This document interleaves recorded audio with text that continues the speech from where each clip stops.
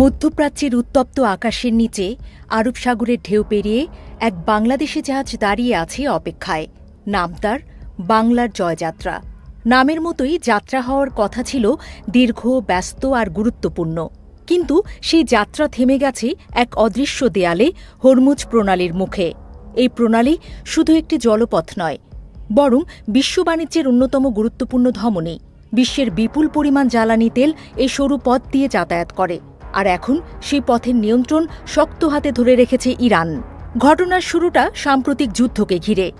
যুক্তরাষ্ট্র ও ইসরায়েলের সঙ্গে সংঘাতের পর মধ্যপ্রাচ্যের পরিস্থিতি হঠাৎ করেই বদলে যায়। নিরাপত্তার অজুহাতে হরমুজ প্রণালীতে কড়াকড়ি আরোপ করে ইরান।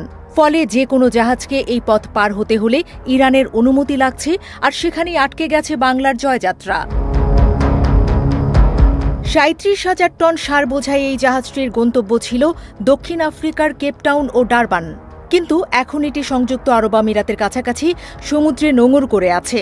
২ দফা চেষ্টা করেও হরমুজ প্রণালী পার হওয়ার অনুমতি পায়নি জাহাজটি।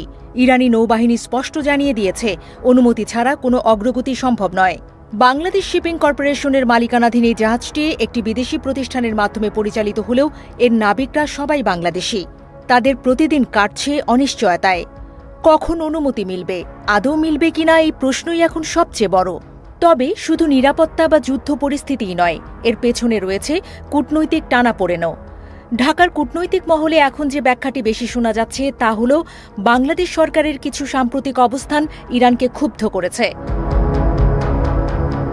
যুদ্ধের পর বাংলাদেশ যে বিবৃতি দিয়েছিল, সেখানে ইরানের পাল্টা হামলার সমালোচনা করা হলেও যুক্তরাষ্ট্র বা ইসরায়েলের নাম উল্লেখ করা হয়নি।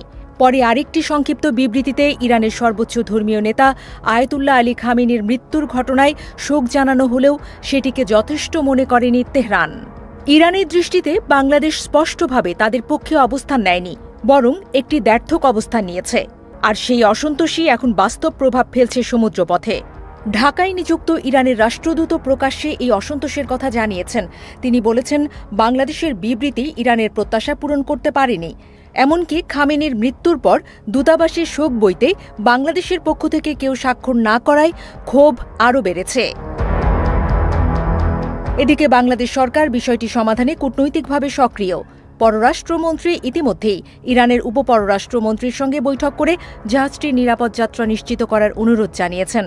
একাধিক পর্যায়ে যোগাযোগ চলছে এবং আশাবাদ ব্যক্ত করা হচ্ছে যে দ্রুত সমাধান মিলতে পারে।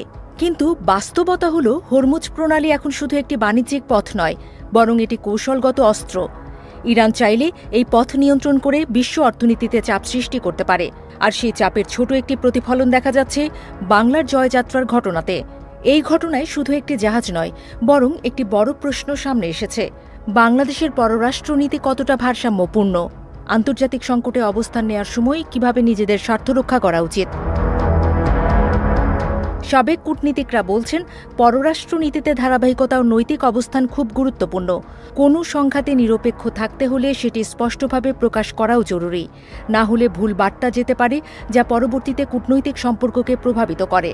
এই পরিস্থিতিতে বাংলার জয়যাত্রার কাহিনী দেখিয়ে দিচ্ছে বিশ্ব রাজনীতির ঢেউ কত সহজেই একটি দেশের বাণিজ্য, অর্থনীতি, এমনকি কূটনীতিক সম্পর্ককে নাড়িয়ে দিতে পারে।